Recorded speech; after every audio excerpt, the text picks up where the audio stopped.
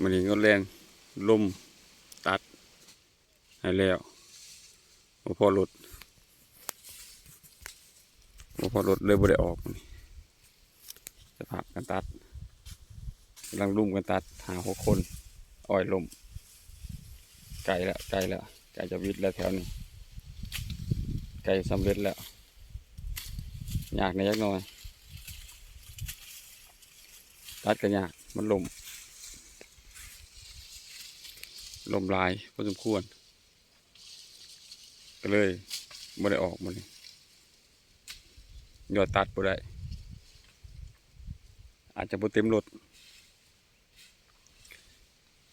ตัดให้มันได้มื้อนี้มื้ออื่นเช้าจะขึ้นเอาออก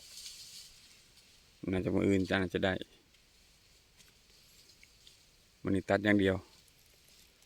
น่าจะพอรถอยู่จากมื้ออื่นหลายคนแดดกับแดดมันแดดพอสมควร